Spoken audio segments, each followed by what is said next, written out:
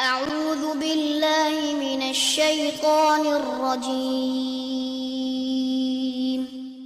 بسم الله الرحمن الرحيم الحمد لله رب العالمين والصلاة والسلام على نبينا محمد وعلى آله وصحبه أجمعين أما بعد الدرر البهية في المسائل الفقهية فقہی احکام و مسائل پہ مشتمل یہ کتاب جس کا نام ہے الدرر البہیہ، اس کے رائٹر، اس کے مؤلف ہیں امام شوکانی رحمہ اللہ،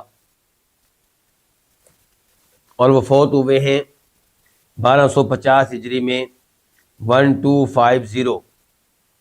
اور اس کتاب میں جو اندرونی کتابیں ہیں، داخلی کتابیں ہیں، ان کتابوں میں سے ہم پڑھنے لگے ہیں آج 8ویں کتاب۔ اس سے پہلے ہم نے پڑھی تھی کتاب الحج، اور اب ہے کتاب النکاح، اور اس کا ایک درس ہم لے چکے ہیں۔ آج کے درس میں امام شوکانی رحمہ اللہ فرماتے ہیں وَيَنبَغِي أَن تَكُونَ الْمَرْأَةُ وَدُودًا وَلُودًا بِكْرًا ذَاتَ جَمَالٍ وَحَسَبٍ وَدِينٍ وَمَالٍ، کہ عورت کو بہت محبت کرنے والی ہونا چاہیے، بہت بچے جنم دینے والی ہونا چاہیے، کمالی ہونا چاہیے، خوبصورت، حسب و نسب اور دین اور مال والی ہو۔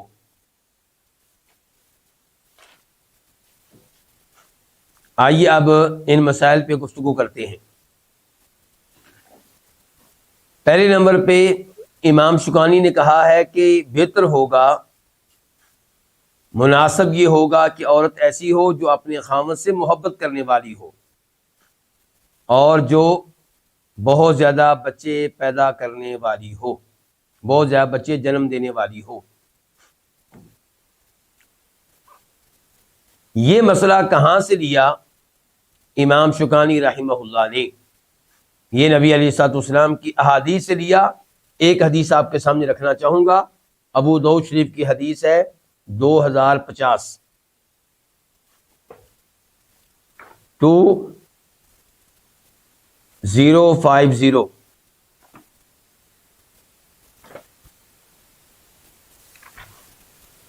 آپ علیہ الصلوۃ والسلام کی احادیث بہت ہی بابرکت ہوتی ہیں، اس لیے پوری حدیث آپ کے سامنے رکھنا چاہوں گا۔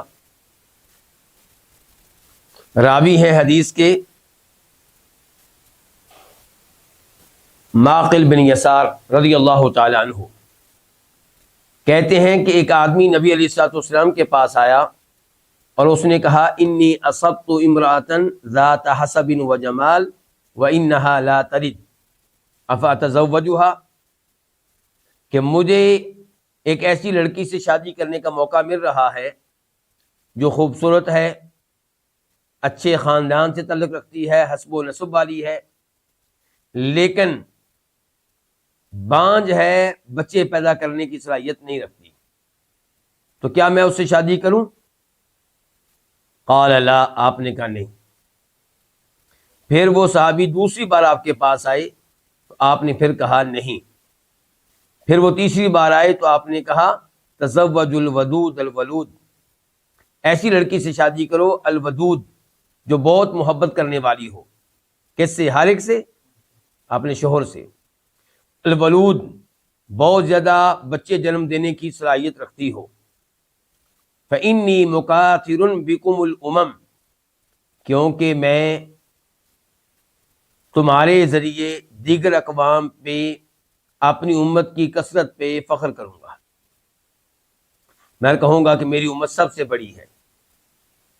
تو یہ خواہش ہے کس کی؟ اللہ کے نبی علیہ الصلوۃ والسلام کی۔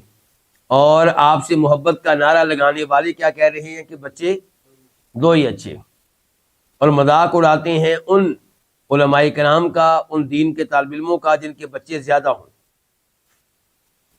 دعویٰ کیا ہے کہ ہمیں محبت ہے کس سے؟ اللہ کے نبی سے علیہ الصلوۃ والسلام، اور اللہ کے نبی علیہ السلام چاہتے ہیں کہ بچے بہت زیادہ ہوں۔ تو اس لیے بچے کم لینا یہ شریعت کے تقاضوں اور شریعت کی تعلیمات کے بالکل خلاف ہے،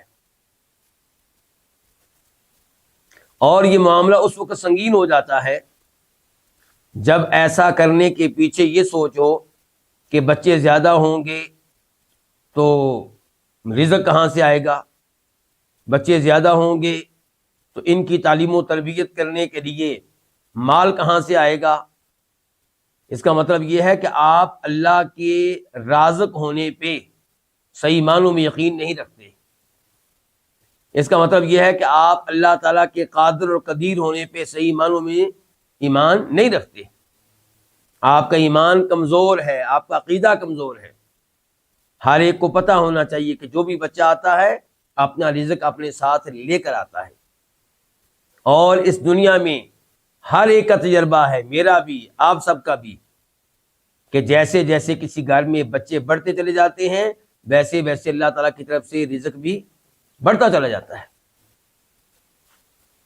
ہاں اللہ تعالیٰ کسی کسی کو آزماتے ہیں رزق تنگ کر کے، وہ چاہے 2 بچے ہوں پھر بھی اللہ آزما سکتے ہیں،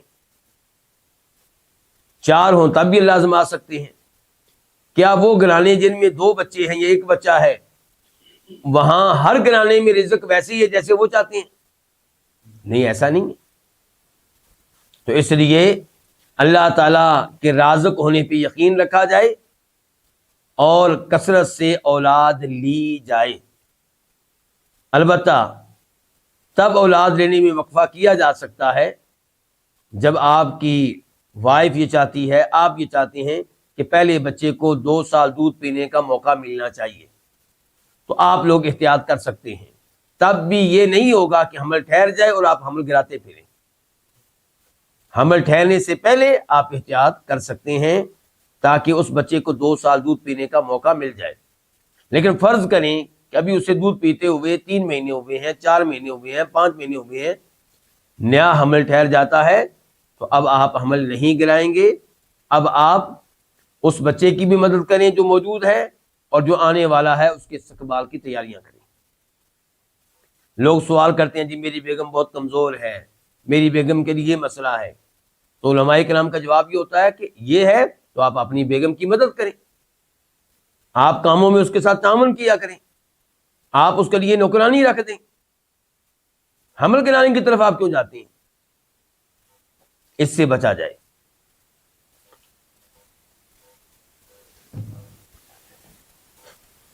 تو اس حدیث سے یہ مسئلہ ثابت ہو گیا کہ عورت کیسی ہونی چاہیے، جو بہت محبت کرنے والی ہو اور جو بہت زیادہ بچے جنم دینے کی صلاحیت رکھتی ہو۔ تو اس سے وہ شخص جس کی عقل درست نہیں ہے، جس کی عقل سلیم نہیں ہے، وہ یہ نتیجہ نکالے گا کہ اس کا مطلب یہ ہے کہ شادی سے پہلے لڑکی سے تعلقات قائم کیے جائیں تاکہ دیکھا جائے کہ محبت کرنے والی ہے یا نہیں، بلکہ یہ بھی چیک کر لیا جائے کہ بچے پیدا کرنے کی صلاحیت رکھتی ہے کہ نہیں۔ تو شریعت میں اس قسم کے تعلقات قائم کرنے کی کوئی گنجائش قطعی طور پہ نہیں ہے۔ تو پھر کیا ہے اس کا مطلب؟ اس کا مطلب آپ علماء سے پوچھیں، محدثین سے پوچھیں، جنہوں نے احادیث بیان کی ہیں وہ آپ کو بتائیں گے اس حدیث کا کیا مطلب ہے۔ اس کا مطلب یہ ہے کہ آپ دیکھیں اس لڑکی کی والدہ کی طرف، اس لڑکی کی بڑی بہنوں کی طرف، اس لڑکی کی خالاؤں کی طرف، ان کا اپنے خامدوں کے ساتھ کیسا رویہ ہے، ان کا احترام کرتی ہیں یا نہیں کرتی، ان کا ادب کرتی ہیں یا نہیں کرتی، ان سے محبت کرتی ہیں یا نہیں کرتی۔ اگر وہ اپنے خامدوں پہ حکم چلانے والی ہیں، نافرمانی کرنے والی ہیں، محبت دینے والی نہیں ہے، تو ظاہر ہے کہ وہ بچیاں جو اس گھر میں تربیت پائیں گی ان کی طرف سے خطرہ یہ ہے کہ وہ بھی ایسی ہوں گی۔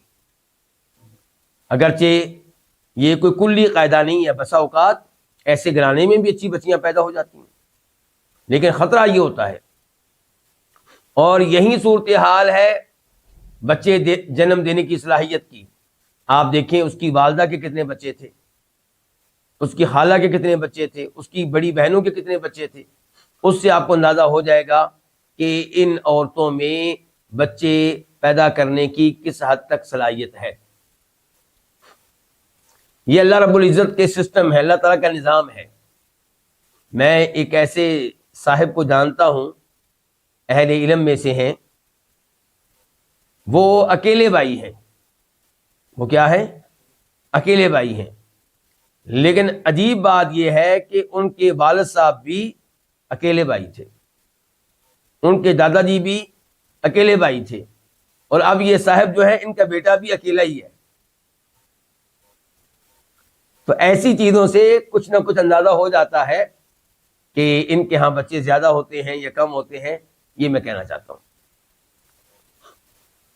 اور پھر ویسے بھی اگر وہ لڑکی وہ ہے جس کی پہلے شادی ہو چکی تھی، بعد میں طلاق ہوئی، پہلے شادی ہو چکی تھی، خاوند فوت ہو گیا، اب آپ اس سے شادی کرنا چاہ رہے ہیں، تو آپ کو اندازہ لگ جائے گا اس کی سابقہ زندگی سے کہ اس کا سلوک اپنے خاوند کے ساتھ کیسا تھا اور اس نے کتنے بچے ادھر سے لیے۔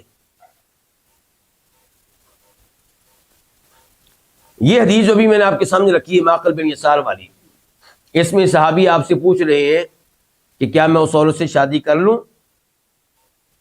جو بچے پیدا کرنے کی صلاحیت نہیں رکھتی؟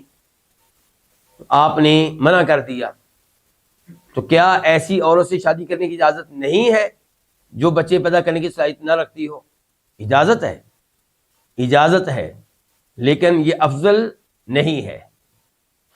افضل اور بہتر یہ ہے کہ آپ اسی عورت سے شادی کریں جس سے امید یہ ہے کہ آپ کو بہت اولاد ملے گی۔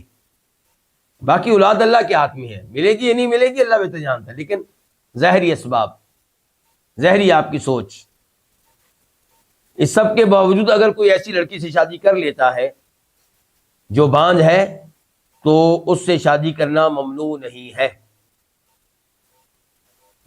کیونکہ شادی کے کئی مقاصد ہوتے ہیں، اور ایک مقصد یہ ہوتا ہے کہ وہ لڑکی آپ کے گھر میں رہے، آپ کی خدمت کرے، یا اس کو اللہ نے حسن و جمال دے رکھا ہے اور آپ کے ساتھ زندگی گزارے گی، تو آپ کو امید ہے کہ یہ میرے گھر میں رہے گی تو میری نگاہیں محفوظ رہیں گی، دیگر عورتوں کی طرف نہیں اٹھیں گی۔ امام شوکانی کہتے ہیں ایسے ہی اور لڑکی کو کیا ہونا چاہیے جس سے آپ شادی کرنا چاہ رہے ہیں؟ کمواری۔ تو کیا وہ لڑکی جس کی پہلے سے شادی ہوئی اور طلاق ہو گئی، پہلے سے شادی ہوئی اور خاوند فوت ہو گیا، اس سے شادی کرنا حرام ہے؟ نہیں، حرام نہیں ہے، لیکن بہتر کیا ہے کہ آپ کس سے شادی کریں؟ کسی کمواری سے۔ کیوں؟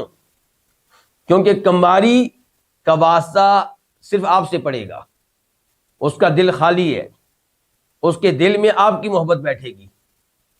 لیکن جس کی پہلے شادی ہوئی تھی اور اس کا اور اس کے پہلے خاوند کا تعلق اچھا تھا، تو ظاہر ہے کہ وہ آپ کے گھر میں آنے کے بعد بھی اس کو یاد کرتی رہے گی، اس کا دھیان ادھر رہے گا، ہر چیز میں آپ کا اور اس کا مقابلہ کرے گی۔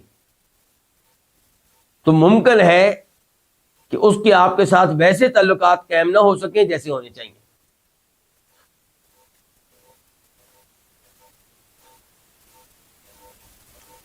یہاں پہ حدیث ہے جس کو امام بخاری رحمہ اللہ روایت کرتے ہیں، نمبر ہے صحیح بخاری میں اس کا 5079، 5079، اور مسلم شریف میں اس کا نمبر ہے 715، 715۔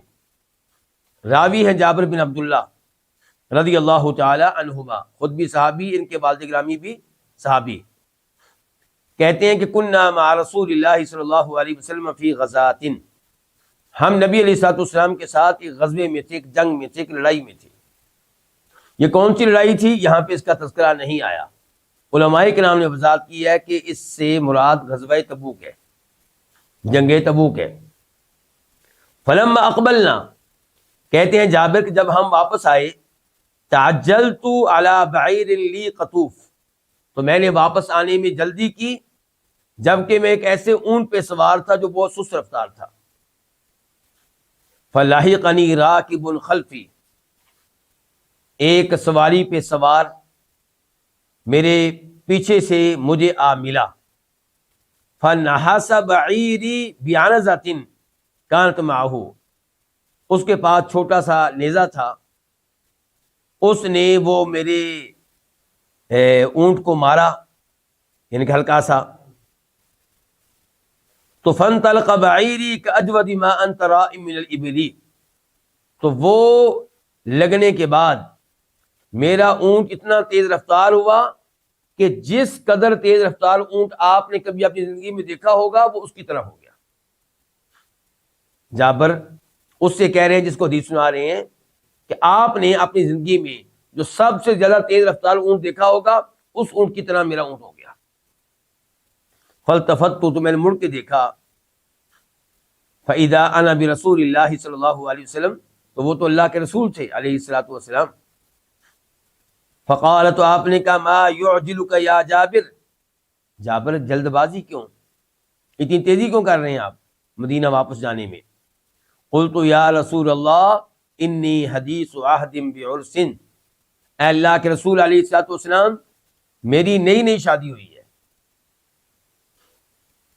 یہاں پہ کیا تبصرہ کرنا چاہیں گے، کیا آپ کے کمنٹس ہوں گے کہ جابر کی فضیلت، نئی شادی کر کے بیگم کو چھوڑ کے پہنچ گئے ہیں اللہ کی راہ میں لڑنے کے لیے.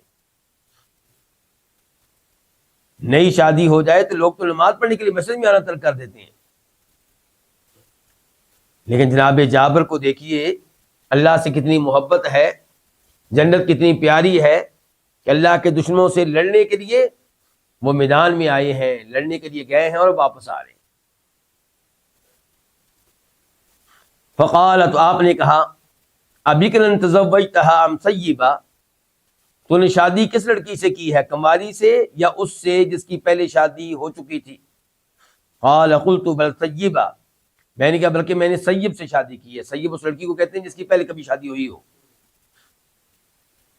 قال، تو آپ نے کہا حلا جاریۃ تلاعبها وتلاعبک، تو نے کسی کماری لڑکی سے شادی کیوں نہیں کی جو تیرے ساتھ کھیلتی اور تو اس کے ساتھ کھیلتا؟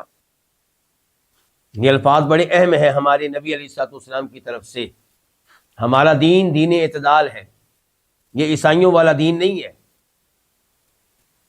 عیسائیوں نے اپنے دین کا بیڑا غرق کر دیا. جو اللہ نے دین اتارا تھا ان کے لیے وہ تو اچھا تھا، لیکن جو دین کی شکل انہوں نے بنا لی ہے اس نے دین کا بیڑا غرق کر دیا. کیا کہ پادری ان کا عالم دین شادی نہیں کر سکتا، اور ان کی وہ لڑکیاں جو اپنے آپ کو عبادت کے لیے وقف کر دیں، چرچ کے لیے وقف کر دیں، وہ بھی شادی نہیں کر سکتی. لیکن ہوتا کیا ہے، یہ رپورٹس ہماری نہیں ہیں، ان کی رپورٹس ہیں کہ بہت بری صورتحال ہے، زنا بدکاری عام ہے ان لوگوں میں. اور کیوں نہ ہو، کیونکہ اللہ نے یہ چیز انسان کی فطرت میں رکھی ہے کہ مرد عورت کی طرف مائل ہوتا ہے، عورت مرد کی طرف مائل ہوتی ہے. یہ چیز اللہ نے ہماری فطرت میں رکھ دی ہے. تو جب اللہ نے چیز رکھ دی ہے تو اللہ نے اسی لیے ایک عورت سے شادی کرنے کی اجازت دی ہے. کہا ہے بلکہ 2 سے بھی شادی کر سکتے ہو اگر عدل و انصاف کر سکتے ہو، 3 سے بھی، 4 سے بھی. کیوں اللہ نے اجازت دی ہے؟ کیونکہ اللہ نے چیز مردوں کی دل میں رکھ دی ہے. شہوت ان کے ہاں موجود ہے، عورت کی طرف فوری طور پہ مائل ہوتے ہیں وہ. تو آپ اللہ کی فطرت پہ پابندی نہیں لگا سکتے، لگائیں گے تو یہی کچھ ہوگا جو ان کے ہاں ہو رہا ہے. تو ہمارے نبی علیہ الصلوۃ والسلام جہاں نوجوانوں کو بدکاری سے روکتے ہیں، دوسری عورتوں پہ نگاہ ڈالنے سے منع کرتے ہیں، وہاں پہ حلال جگہ پہ کیا کہہ رہے ہیں کہ تم نے ایسی لڑکی سے شادی کیوں نہ کی جو کماری ہوتی. مراد یہ کہ اس کا رجحان اور اس کی محبت تمہارے ساتھ ہوتی، تم اس کے ساتھ کھیلتے وہ تمہارے ساتھ کھیلتی، تم اس سے محبت کا اظہار کرتے تم سے محبت کا اظہار کرتی، تمہارا اس کے ساتھ ہنسی مذاق گھر میں چلتا.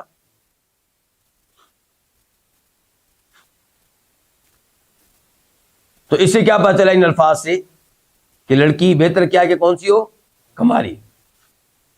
یہ حدیث ابھی میں مکمل کروں گا، لیکن مکمل کرنے سے پہلے مجھے سیدہ عائشہ کی الفاظ یاد آ گئے. صحیح حدیث ہے بالکل. سیدہ عائشہ خود کہتی ہیں کہ میں نے اللہ کے رسول سے کہا ایک بار علیہ الصلوۃ والسلام، اے اللہ کے رسول، اگر آپ کسی وادی میں جائیں اور وہاں پہ ایک درخت ایسا ہو جس کا پھل پہلے کبھی کسی نے نہ چکھا ہو، جس کا پھل پہلے کبھی کسی نے نہ لیا ہو، اور ایک درخت ایسا ہو جس کا پھل کئی لوگ لے چکے ہوں، تو آپ کون سے درخت سے پھل لینا پسند کریں گے؟ فرمایا اس درخت سے جس کا پھل پہلے کسی نے نہیں لیا. تو سیدہ عائشہ نے اشارہ کیا کہ یہی میری مثال ہے آپ کی بیویوں کے معاملے میں کہ میں کماری ہوں اور باقی وہ ہیں جن کی پہلے شادیاں ہوئی تھی.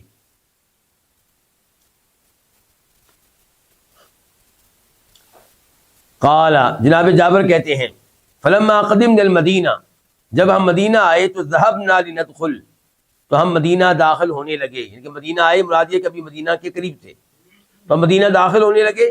فقال، تو آپ علیہ السلام نے کہا امہلوا حتی ندخل لیلا، ٹھہرو روکو یہاں تک کہ ہم رات کو مدینہ میں داخل ہوں گے۔ کیوں؟ کئی تمتشط الشعثہ، تاکہ وہ عورت جس کے بال پراگندہ ہیں وہ اپنے بالوں کو سنوار لے، کنگھی وغیرہ کر لے۔ وتستحد المغیبہ، اور وہ عورت جس کا خاوند غائب تھا وہ حدید استعمال کر لے۔ حدید کس کو کہتے ہیں؟ لوہے کو، لوہا مراد کیا؟ اسرا استعمال کر لے، مراد کیا؟ اپنے بال صاف کر لے، بغلوں کے بال، زیر ناف بال صاف کر لے۔ اچھا ان الفاظ پہ بھی ذرا غور کیجئے۔ ایک تو یہ ہے کہ ہم نے حدیث پڑھ رکھی ہے پہلے سے کہ جو کوئی رات کو آئے اپنے گھر میں تو وہ بتائے بغیر نہ آئے۔ یہاں پہ رات کے ٹائم ہی بلکہ وہ ابھی دن ہے، تو آپ کہہ رہے ہیں کہ نہیں ہم رات کو داخل ہوں گے مدینہ میں، جبکہ آپ کہتے ہیں کہ رات کو گھر میں نہیں آنا چاہیے بتائے بغیر۔ تو یہاں پہ صورتحال مختلف ہے، جب آپ نے نہیں بتایا تو آپ رات کو گھر میں نہ آئیں، اپنی بیگم کے پاس، والدین کے پاس وہ آ سکتے ہیں، لیکن اگر آپ کی اطلاع مل چکی ہے تو آپ جب چاہیں آپ آئیں گھر میں۔ تو یہاں یہ مدینہ کے قریب آ کے اب ٹھہریں گے، جو وقت کی نماز ہے وہ پڑھیں گے، اور مدینہ میں رپورٹ پہنچ جائے گی، پورے مدینہ میں بات پھیل جائے گی، آ گئے جی مسلمان واپس آ گئے۔ تو اسی لیے آپ کہہ رہے ہیں تاکہ وہ عورت جس کے بال پراگندہ ہیں اپنے بال سیٹ کر لے، اور جس نے اپنے بال صاف نہیں کیے بغلوں وغیرہ کے وہ اپنے بال صاف کر لے۔ اور ان الفاظ سے آپ کو ایک مسئلہ اور معلوم ہو چکا ہوگا کہ لڑکیاں بھی لڑکوں کی طرح اپنے بال صاف کرنے کے لیے اس طرح استعمال کر سکتی ہیں، اور کیا کہتے ہیں اس کو جس میں لوہا ہوتا ہے، ریزر استعمال کر سکتی ہیں۔ یہ مسئلہ جب میں بتاتا ہوں تو کئی لوگ پریشان ہو جاتے ہیں کہ عورتیں بھی استعمال کر سکتی ہیں۔ بھئی حدیث میں ایک ہی لفظ ہے مردوں عورتوں کے لیے، البتہ آپ یہ سوال کریں کہ کیا وہ پاؤڈر استعمال کر سکتی ہیں کہ نہیں، وہ کریم استعمال کر سکتی ہیں یا نہیں، تو ہمارا جواب ہوگا کہ کر سکتی ہیں، لیکن جو حدیث میں ویسے لفظ آیا وہ کیا ہے؟ حدید کا ہے، لوہے کا ہے۔ تو جو اصل لفظ ہے اس کے بارے میں لوگ پریشان ہو جاتے ہیں، اور جو نہیں آیا اس کے اوپر مطمئن ہے۔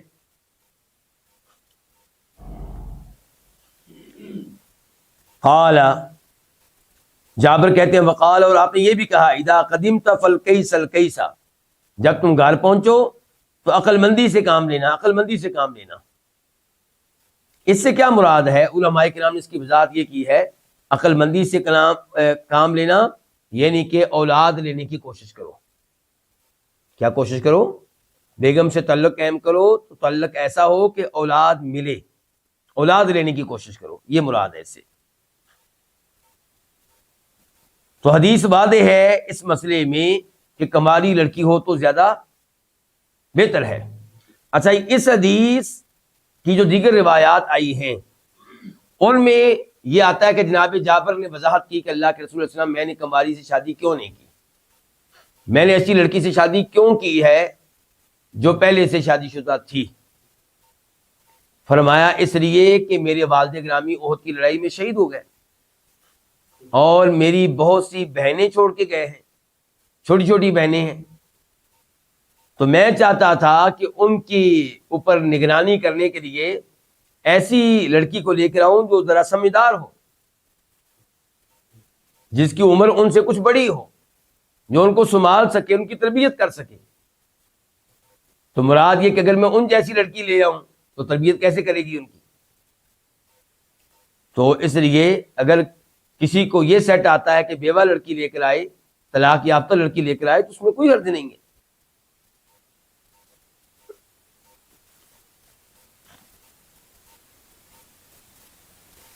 اس کے بعد کہا تھا امام شوکانی نے کہ لڑکی میں یہ بھی خوبی دیکھ لینی چاہیے کہ خوبصورت ہو، حسب و نسب والی ہو، اچھے خاندان سے، اور دین والی ہو اور مال والی ہو۔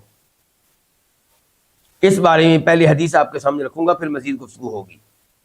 امام بخاری رحمہ اللہ فرماتے ہیں، حدیث نمبر ہے 5090 اور امام مسلم اس حدیث کو روایت کرتے ہیں، نمبر ہے 1466 1466۔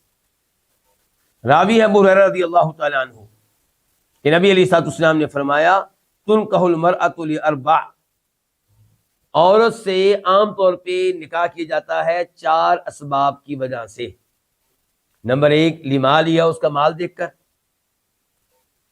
کئی لوگ جو ہیں وہ مال کو دیکھ کے شادی کرتے ہیں، کیسے شادی کروں گا تو مال بہت آئے گا۔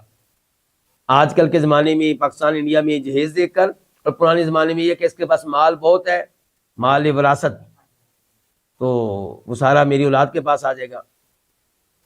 ولی حسبیہا، نیز عورت سے نکاح کیا جاتا ہے اس کے حسب و نسب کو دیکھ کر۔ فیملی بہت اچھی ہے، بڑی معزز فیملی ہے، بڑا ان کا نام ہے، اور ان میں بدکاری وغیرہ اس قسم کی حرکتیں نہیں پائی جاتی، بہت اعلیٰ قسم کی فیملی ہے۔ وجمالہا، تیسرے نمبر پہ شادی کی جاتی ہے کسی لڑکی کا حسن و جمال دیکھ کر۔ ولدینہا، اور چوتھے نمبر پہ شادی کی جاتی ہے کسی لڑکی کا دین دیکھ کر، کہ یہ دین کے لحاظ سے مضبوط ہے، یہ قرآن کے اتنے سپارے حفظ کی ہوئی ہے، یہ اتنی احادیث اس کے پاس موجود ہیں، اور دین کے اوپر عمل کرنے کے لحاظ سے تہجد پڑھنے والی ہے، پردہ صحیح معنوں میں کرنے والی ہے، اس قسم کی چیزیں۔ تو آپ نے بتا دیا کہ شادی کی جاتی ہے، آپ نے یہ نہیں کہا کہ ان اسباب کو دیکھ کر شادی کرو، کیا کہا کہ ان اسباب کو دیکھ کر شادی کی جاتی ہے۔ ان کے کوئی دیکھتا ہے لڑکی میں جمال، کوئی دیکھتا ہے لڑکی میں مال، کوئی دیکھتا ہے اس کا حسب و نسب، کوئی دیکھتا ہے اس کا دین، اور کوئی دیکھتا ہے یہ ان میں سے 2 چیزیں، کوئی دیکھتا ہے ان میں سے 3 چیزیں، کوئی دیکھتا ہے 4 چیزیں۔ فاظفر بذات الدین تریبت یداک، تمہارے ہاتھ خاک آلود ہوں، تم دین والی لڑکی کا انتخاب کر کے کامیابی حاصل کرو۔ یعنی کہ اگر کامیاب زندگی گزارنا چاہتے ہو دنیا آخرت دونوں کے اعتبار سے، ورنہ کم از کم آخرت کے اعتبار سے، تو ایسی لڑکی کا انتخاب کریں جس کے پاس دین ہو۔ دین کے ساتھ ساتھ اگر اس کے پاس جمال بھی ہے، حسن و جمال، تو اور اچھی بات ہے، یہ 2 صلاحیتیں ہو گئیں۔ اور اگر دین کے ساتھ ساتھ اس کے پاس حسن و جمال بھی ہے، مال بھی ہے، اچھی بات ہے۔ دین کے ساتھ ساتھ اگر اس میں باقی تینوں صلاحیتیں پائی جاتی ہیں، اچھی بات ہے۔ لیکن اگر ایک لڑکی کے پاس مال ہے لیکن دین نہ ہونے کے برابر ہے، دوسری کے پاس دین ہے مال نہ ہونے کے برابر ہے، پھر انتخاب کس کا کریں گے؟ دین والی کا انتخاب کریں گے۔ حسن و جمال، مال، یہ چیزیں آنے جانے والی چیزیں ہیں۔ آج مال ہے، کل نہیں ہوگا، اور آج نہیں ہے، کل ہوگا۔ حسن و جمال آج ہے، کل نہیں ہوگا۔ ایک بچہ پیدا ہونے کے بعد حسن و جمال گیا، ایسا ہوتا ہے عورتوں کے ساتھ۔ شادی کے بعد، ولادت کے بعد، کئی عورتوں کا حسن و جمال تبدیل ہو جاتا ہے۔ جو چیز قائم رہتی ہے، موجود رہتی ہے، وہ کیا ہے؟ دین۔ جو چیز آپ کے کام آئے گی اس عورت میں سے، وہ دین ہے۔ اس کے دین کی وجہ سے آپ کے بچوں کی تربیت اچھی ہوگی، اس کے دین کی وجہ سے گھر میں دینی ماحول پیدا ہوگا، اللہ کی رحمتیں اور برکتیں نازل ہوں گی۔ دین اس کو مجبور کرے گا کہ آپ کی ہر بات مانے، آپ کا ادب کرے، آپ کی اولاد کو آپ کا ادب کرنا سکھائے، پڑوسیوں کا خیال رکھے، پردے کا اہتمام کرے۔ اس سب کے پیچھے کیا ہوگا؟ دین ہوگا۔ تو فرمایا اس لیے کامیابی حاصل کرو دین والی لڑکی کا اہتمام کر کے۔ اور یہ جو آپ نے کہا تیرے ہاتھ خاک آلود ہوں، کیا یہ بدعا دی آپ نے؟ یہ عربوں کے الفاظ ہیں جو وہ استعمال کرتے تھے تقیہ کلام کے طور پہ۔ ان کا معنی مقصود نہیں ہوتا تھا، ان کا معنی مراد نہیں ہوتا تھا۔ اور ویسے بھی اللہ کے نبی کا فرمان ہے علیہ الصلوۃ والسلام کہ میں نے اللہ سے دعا کی ہے کہ اللہ جس کو میں نے کوئی بدعا دی یا برا بلا کہا اور وہ اس بدعا کے لائق نہیں تھا، برا بلا کہے جانے کے لائق نہیں تھا، تو میرے الفاظ کو اس کے لیے رحمت بنا دے، پاکیزگی کا ذریعہ بنا دے۔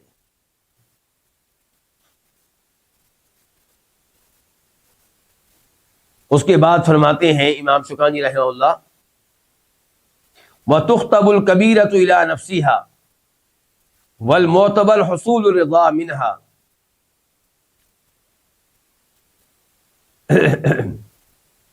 لمن کان کفءا۔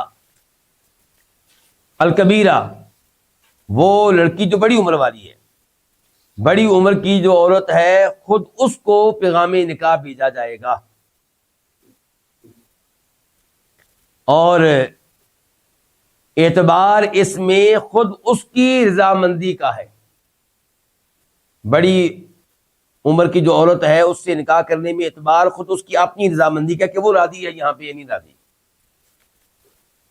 اس کی رضامندی کا حصول اعتبار اس میں ہوگا کہ وہ رضامند ہو اس شخص پہ جو اس کے ہم پلہ ہے، جو اس کے کیا ہے، ہم پلہ ہے۔ اب ان جملوں کو ہم سمجھنے کی کوشش کرتے ہیں۔ ایک تو جو امام شوکانی نے یہ کہا ہے کہ بڑی عمر کی عورت جو ہے خود اس کو پیغام نکاح بھیجا جائے گا،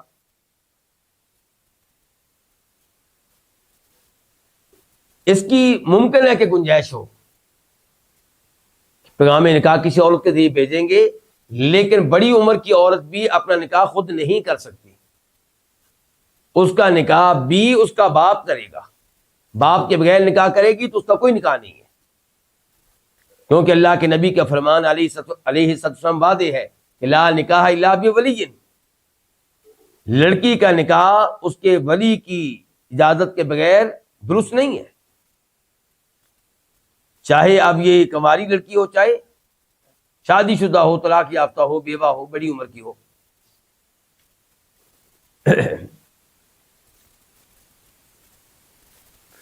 اور کیا کہتے ہیں امام شوکانی کے اعتبار کس بات کا ہے کہ خود وہ راضی ہو کسی ایسے شخص پہ جو اس کا کیا ہو، ہم پلہ ہو۔ آئیے اس کا جائزہ لیتے ہیں احادیث کی روشنی میں۔ یہ حدیث ہے مسلم شریف کی، نمبر ہے 1421 1421، راوی ہے عبداللہ بن عباس رضی اللہ عنہما کہ نبی علیہ السلام نے ارشاد فرمایا الأیم احق بنفسها من ولیها۔ الأیم وہ لڑکی جس کا پہلے نکاح ہو چکا ہے، تو اب دوبارہ نکاح ہونے والا ہے، تو فرمایا الأیم احق بنفسها من ولیها، وہ لڑکی جس کا پہلے کبھی نکاح ہو چکا ہے وہ اپنے ولی کے مقابلے میں اپنے اوپر زیادہ حق رکھتی ہے۔ والبکر تستأذن فی نفسها، اور جو کماری لڑکی ہے اس سے اجازت مانگی جائے گی اس کے بارے میں نکاح کا فیصلہ کرتے ہوئے۔ وَإِذْنُهَا سُمَاتُهَا، کماری لڑکی اجازت کیسے دے گی؟ خاموش رہ کر۔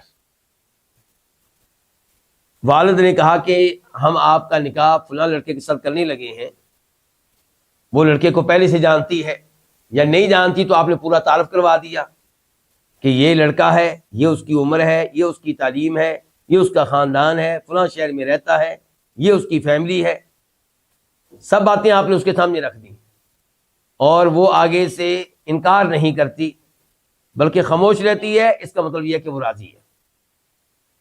اچھا، کماری اور وہ لڑکی جس کا پہلے کبھی نکاح ہوا ہے، دونوں میں فرق ہے کس لحاظ سے کہ کماری لڑکی کے سامنے آپ لڑکے کا تذکرہ کریں گے، تعارف پیش کریں گے، وہ خاموش رہے گی تو وہ راضی ہے، لیکن جو سیب لڑکی ہے، ایم لڑکی ہے جس کا پہلے کبھی نکاح ہوا تھا اور پھر بیوہ ہو گئی تھی، طلاق یافتہ ہو گئی تھی اور دوبارہ نکاح ہو رہا ہے، اس سے باقاعدہ میٹنگ کی جائے گی،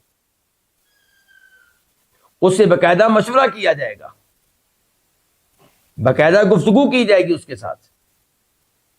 تو یہ فرق ہے کس میں؟ کماری لڑکی میں اور اس لڑکی میں جس کا پہلے کبھی نکاح ہوا ہے، لیکن دونوں لڑکیاں ولی کی اجازت کے بغیر نکاح نہیں کر سکتی۔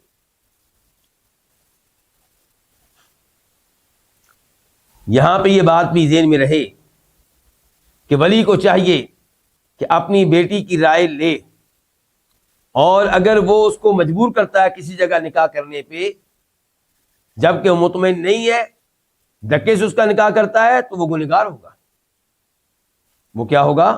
وہ نگار ہوگا۔ یہاں پہ آپ کے سامنے حدیث رکھنا چاہوں گا جسے روایت کیا امام نسائی رحمہ اللہ نے، اور نمبر ہے 3271 3271،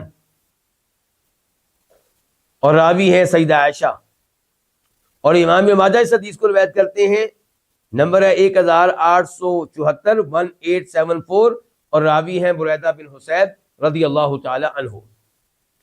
سیدہ عائشہ کے الفاظ کی طرف آتے ہیں کہ ان کی حدیث میں الفاظ کیا آئے ہیں، وہ کیا کہتی ہیں؟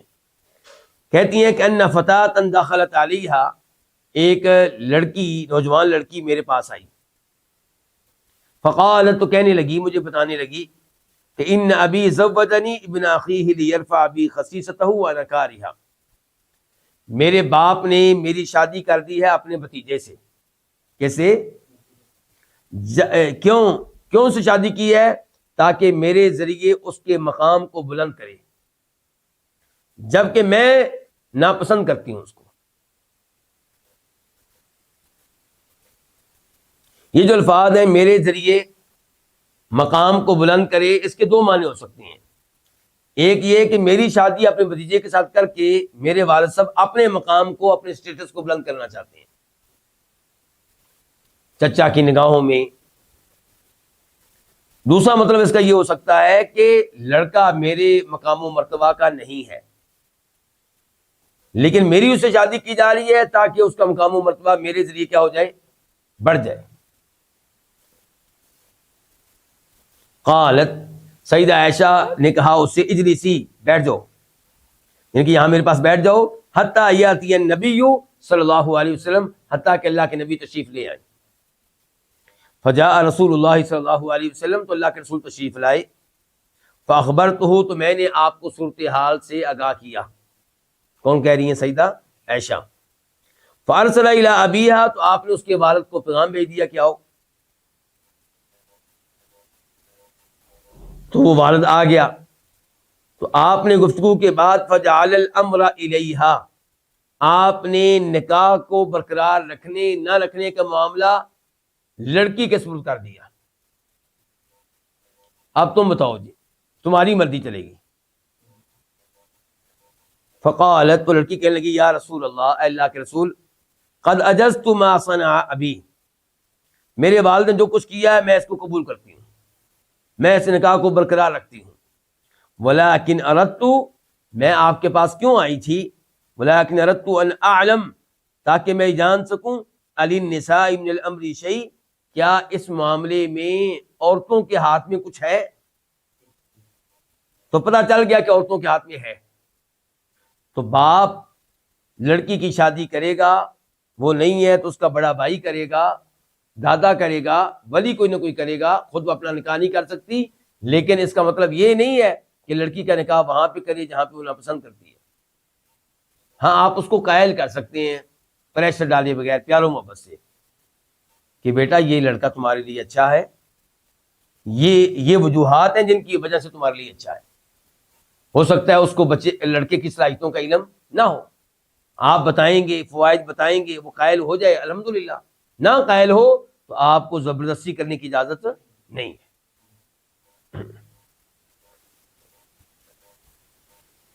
بلکہ اس سے ملتی جلتی چند ایک اور حدیثیں بھی آپ کے سامنے رکھنا چاہوں گا تاکہ آپ کو پتہ چلے کہ اسلام نے اس معاملے میں عورتوں کا کتنا خیال رکھا ہے، کیونکہ زندگی کس نے گزارنی ہے؟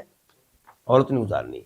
جب وہ ایک لڑکے کو پسند ہی نہیں کرتی تو وہ کیسے 20 سال 30 سال اس کے ساتھ گزارے گی؟ یہ کوئی آسان کام نہیں ہے۔ یہ ایک حدیث تو میں نے آپ کے سامنے رکھ دی تھی۔ یہ ایک اور حدیث ہے، اس کا ابن ماجہ میں، سنن ابن ماجہ میں نمبر ہے 1873 1873۔ قاسم بن محمد بن ابو بکر کہتے ہیں، ابو بکر صدیق رضی اللہ عنہ کے پوتے، قاسم بن محمد بن ابو بکر، وہ کہتے ہیں کہ عبد الرحمن بن یزید اور مجمع بن یزید الانصاری، ان دونوں نے مجھے بتایا کہ ان کے ہاں ایک آدمی تھا جس کو کہا جاتا تھا خزام، اس نے اپنی بیٹی کا نکاح کر دیا لیکن وہ بیٹی اس باپ کے کیے ہوئے نکاح کو ناپسند کر رہی تھی، تو وہ اللہ کے رسول کے پاس آئی علیہ الصلوۃ والسلام اور آپ سے اس بات کا تذکرہ کیا، تو آپ علیہ الصلوۃ والسلام نے والد کے نکاح کو مسترد کر دیا، ریجیکٹ کر دیا۔ تو پھر بعد میں اس عورت نے نکاح کیا ابو لبابہ بن عبد المنذر سے، اس کا مطلب نکاح ختم ہو گیا۔ اور ایک راوی نے بتایا ہے کہ یہ لڑکی سیب تھی، یعنی کہ وہ تھی جس کا پہلے کبھی نکاح ہوا تھا اور اب دوسری بار نکاح ہو رہا تھا۔ تو اس سے آپ اندازہ لگا سکتے ہیں کہ عورت کا کس حد تک حق ہے کہ اس کی اجازت سے نکاح کیا جائے۔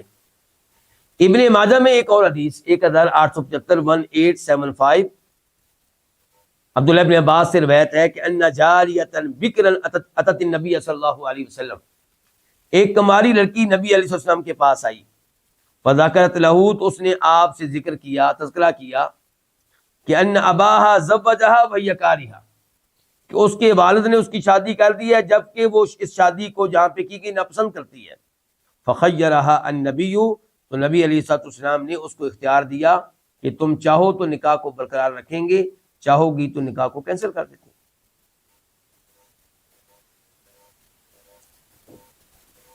یہاں سے آپ ایک اور چیز کو بھی نوٹ کریں گے کہ ولی کے نکاح کرنے سے نکاح ہو جائے گا، اب لڑکی کینسل کروا سکتی ہے، یعنی کہ ایسا نہیں ہے کہ آپ نے کہا کہ نکاح ہوا ہی نہیں ہے۔ اس سے میں ایک اور نتیجہ نکالنا چاہتا ہوں، وہ کیا کہ جب نکاح ہو رہا ہوگا تو نکاح پڑھانے والے مولانا صاحب کیا نکاح پڑھاتے ہوئے لڑکے کے ساتھ ساتھ لڑکی سے بھی پوچھیں گے کہ کیا تو اس نکاح پہ راضی ہے یا نہیں؟ اگر پوچھنا ضروری ہوتا تو پھر اس لڑکی کا نکاح کیسے ہو گیا جو اللہ کے رسول کے پاس آئی تھی؟ اس سے پتا چلا کہ نکاح پڑھانے والی مولانا صاحب کا تعلق لڑکی سے نہیں ہوگا، لڑکی کے باپ سے ہوگا بس۔ ہاں آپ اس سے تسلی کر سکتے ہیں کہ کیا آپ نے بیٹی کو بتایا ہے، بیٹی سے اجازت لے لی ہے؟ البتہ قانونی پیچیدگیوں سے بچنے کے لیے آپ لڑکی سے پوچھ سکتے ہیں، کیونکہ موجودہ حکومتوں نے ایسے قوانین بنا دیے ہیں کہ اگر لڑکی کا نکاح اس کی مرضی کے خلاف ہوا تو نکاح پڑھانے والے مولانا صاحب کو بھی پکڑ لیا جائے گا۔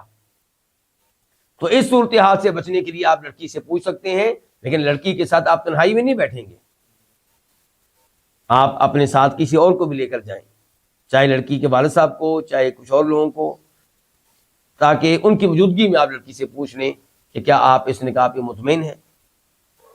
تو یہ قانونی پیچیدگیوں کی وجہ سے شرعی طور پہ نہیں ہے۔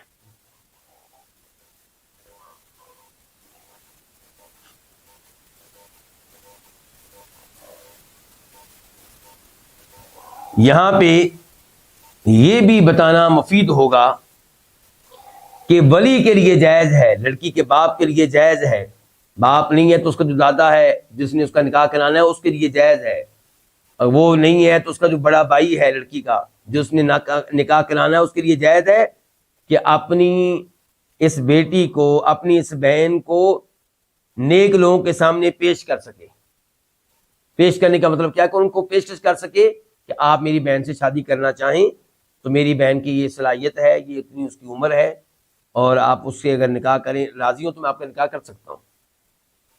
یعنی کہ کوئی عیب کی بات نہیں ہے کہ لڑکی کا باپ خود ہی کسی عالم دین سے بات کرے، کسی نیک آدمی سے بات کرے، کسی توحید والے نمازی شخص سے بات کرے کہ میری بیٹی ہے، میری بہن ہے، اگر آپ اس سے نکاح کرنا پسند کریں تو میں آپ سے اس کا نکاح کر سکتا ہوں۔ کیا دلیل ہے اس کی؟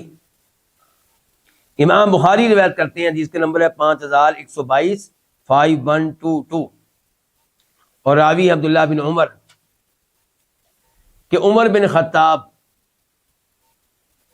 جب کہ ان کی بیٹی حفصہ بیوہ ہو گئی، حفصہ کی پہلی شادی تھی خنیس بن حذافہ سہمی سے، اور یہ مدینہ میں فوت ہوئے، نبی علیہ السلام کے صحابی تھے، یہ فوت ہوئے تو عمر فاروق کی بیٹی کیا ہو گئی؟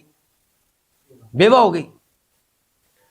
تو عمر بن خطاب کہتے ہیں اتیت عثمان بن عفان، میں جناب عثمان بن عفان کے پاس آیا، فعرضت علیہ حفصہ، میں نے ان کے سامنے حفصہ کو پیش کیا. مراد یہ ہے کہ حفصہ کا رشتہ پیش کیا، یہ نہیں کہ حفصہ لڑکی کو ساتھ لے کے گئے، یہ مطلب نہیں ہے.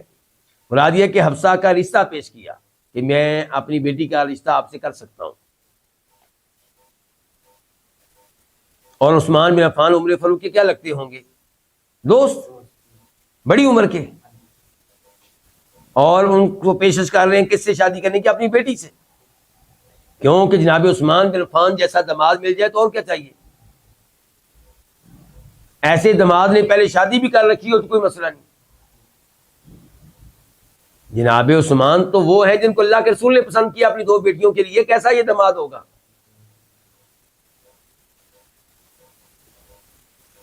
فقال، تو عثمان کہنے لگے سانظر فی امری، میں اپنے معاملات پہ غور کروں گا پھر آپ کو بتا دوں گا.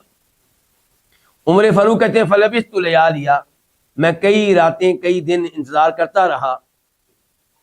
ثم لقینی، پھر مجھے عثمان ملے اور کہا قد بدا لی اللہ اتزوج یومی ھذا، کہ میں اس نتیجے پہ پہنچا ہوں کہ فی الحال میں کوئی شادی نہ کروں. قال عمر کہتے ہیں فلقیت ابا بکر الصدیقہ، پھر میں ملا ابو بکر سے. فقلت، میں نے کہا ان شئت زوجتک حفصہ، اگر آپ چاہیں تو میں آپ کی شادی اپنی بیٹی حفصہ سے کر سکتا ہوں.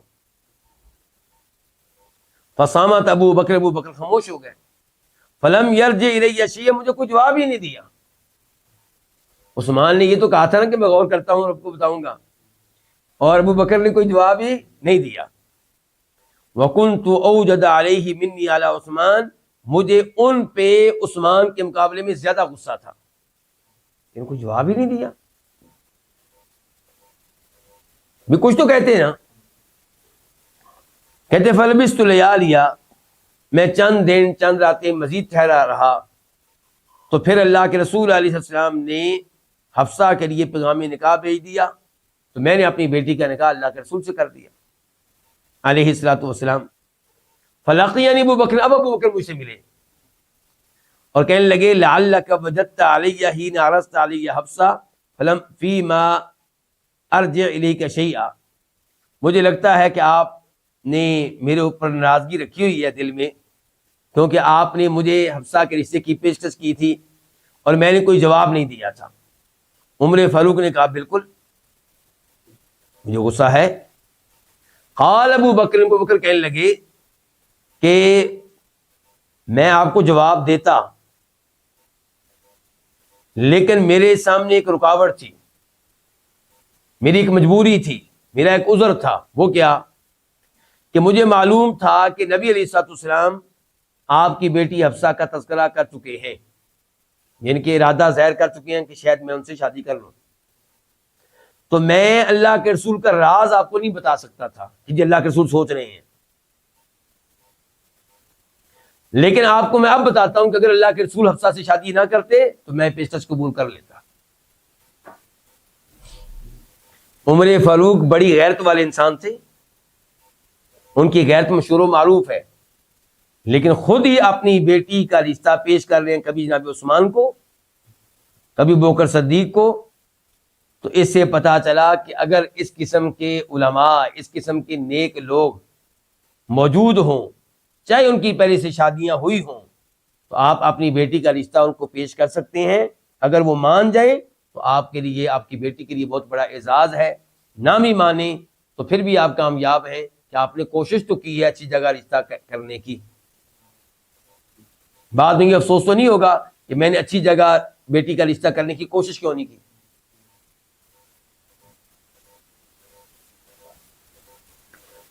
تو اس سے کیا پتا چلا کہ لڑکی کا رشتہ خود ہی پیش کرنا کسی اچھے انسان کو، یہ درست ہے، اس میں کوئی حرج نہیں ہے. اچھا، امام شوکانی نے کیا کہا تھا؟ ہمارا موضوع کیا چل رہا ہے کہ بڑی عمر کی عورت جب اس کا نکاح کیا جائے گا تو اس میں اعتبار خود اس کی اپنی رضامندی کا ہوگا کہ وہ راضی ہے یا نہیں، یعنی کہ راضی ہے یا نہیں اس شخص پہ جو اس کا ہم پلہ ہو. اس کو کہتے ہیں کفءن یا کفون، ہم پلہ ہونا. کیا شریعت نے اس کا اعتبار کیا ہے؟ امام شوکانی نے تو کہہ دیا ہے. کیا شریعت واقعی اس کا اعتبار کرتی ہے؟ تو گزارش یہ ہے کہ شریعت میں اعتبار ہے کہ آپ لڑکی کا نکاح اس لڑکے سے کریں جو دین کے لحاظ سے لڑکی کے ہم پلہ ہو. آپ کی لڑکی کیا ہے؟ مسلمان، تو لڑکا بھی کیا ہونا چاہیے؟ مسلمان ہونا چاہیے. اور آپ کی لڑکی دین کے لحاظ سے بہت اچھی ہے تو لڑکا بھی دین کے لحاظ سے بہت اچھا ہونا چاہیے. لیکن یہ کہ مال کے لحاظ سے وہ لوگ پیچھے ہیں، اس کا کوئی اعتبار نہیں ہے. یا فیملی کا جو معاشرے میں مقام و مرتبہ ہے اس لحاظ سے وہ پیچھے ہیں تو اس کا کوئی اعتبار نہیں ہے. کئی علماء کرام اس موضوع کو بڑی اہمیت دیتے ہیں. لیکن نبی علیہ الصلوۃ والسلام کو آپ دیکھ لیں، آپ کی کتنی بیٹیاں تھیں؟ 4. ایک بیٹی سیدہ فاطمہ کی شادی آپ نے کی ہے اس لڑکے سے جو ہاشمی تھا، یعنی کہ امیر المؤمنین جناب علی رضی اللہ تعالیٰ عنہ. وہ آپ کا خاص خاندان ہے، ہاشمی خاندان ہے، آل بیت میں سے. لیکن باقی 3 بچوں کی شادیاں آپ نے ہاشمی خاندان سے باہر کی ہیں. یعنی کہ آج کی جو زبان چلتی ہے انڈیا پاکستان میں، اس کے لحاظ سے میں کہوں کہ آپ نے اپنی 3 بیٹیوں کی شادیاں سیدوں سے نہیں کی، آل بیت سے نہیں کی. عثمان کون ہے؟ بنی امیہ میں سے 2 بیٹیاں دی ہیں ان کو باری باری. ابو العاص کون ہے؟ بنو امیہ میں سے. اور دیکھ لیں کہ اللہ کے رسول کی نگاہوں میں بنی امیہ کی کیا اہمیت ہے. ان کو 4 میں سے کتنی بیٹیاں دی ہیں؟ 3. پھر آپ نے اپنی پھپھو کی بیٹی زینب بنت جاش کا نکاح کس سے کیا تھا؟ پہلے زید بن حارثہ تھے. وہ کون تھے؟ آزاد کردہ غلام. قریشی لڑکی کا نکاح ایک آزاد کردہ غلام سے. یہ نکاح کر کے آپ نے بتا دیا کہ ان چیزوں کی اسلام میں کوئی اہمیت نہیں ہے، دین کی طرف دیکھا جائے گا. ان اکرمکم عند اللہ اتقاکم. ہاں یہ الگ بات ہے کہ اگر آپ کو اچھا لڑکا، دین والا لڑکا اپنی فیملی میں مل جائے تو ذرا سہولت رہتی ہے ڈیلنگ کرنے میں، بس یہ مسئلہ ہے. اگر آپ کے چچا کا بیٹا آپ کے یعنی کہ یا لڑکی کے چچا کا بیٹا، لڑکی کے خالہ کا بیٹا، لڑکی کے ماموں کا بیٹا، یہ جو کزن وغیرہ ہوتے ہیں، اگر یہ باصلاحیت ہوں، دین والے ہوں تو ان سے ڈیلنگ کرنا آسان ہوتا ہے. پہلے سے آپ ان کو جانتے ہیں اچھی طرح. ورنہ دین میں صرف نکاح کرتے ہوئے دین کی طرف دیکھا جائے گا، دیگر امور کی طرف دیکھنا ضروری نہیں ہے. اگر دین کے ساتھ ساتھ آپ حسن و جمال کو دیکھتے ہیں جائز ہے. دین کے ساتھ ساتھ آپ یہ دیکھتے ہیں کہ ہماری فیملی کا یہ ہے کہ یہ نہیں، جائز ہے. آپ اپنی فیملی سے باہر رشتہ نہیں کرنا چاہتے، کوئی بات نہیں. لیکن فیملی کے لڑکے سے، کاسٹ اور برادری کے لڑکے سے شادی کرنے کے لیے آپ ایسے لڑکے کا انتخاب کریں جو بدعتی ہو، جو کسی کبیرہ گناہ کا ارتکاب کرنے والا ہو، تو یہ جرم ہے. آپ اپنی بیٹی کو خطرے میں کیوں ڈال رہے ہیں؟ اس کے دین کو خطرے میں کیوں ڈال رہے ہیں؟ تو یہاں پہ آ کے پھر آپ سے مطالبہ کیا جائے گا کہ آپ برادری کی طرف نہ دیکھیں، کاسٹ کی طرف نہ دیکھیں.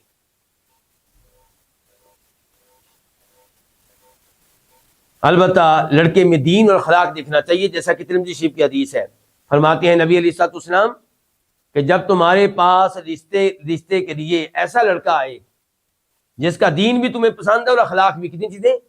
دین اور اخلاق. دین کیا ہے؟ 5 وقت کی نمازیں پڑھتا ہے، روزے رکھتا ہے، حرام امور سے بچتا ہے. اور اخلاق، گفتگو کرنے میں اچھا ہے، بدتمیز قسم کا نہیں ہے، بد اخلاق نہیں ہے، گالیاں دینے والا نہیں ہے، اور انتہائی درجے کا کنجوس نہیں ہے. تو یہ اخلاق بھی پسند ہے، دین بھی پسند ہے، تو پھر آپ کو انکار نہیں کرنا چاہیے، اپنی بیٹی کا نکاح وہاں پہ کر دینا چاہیے.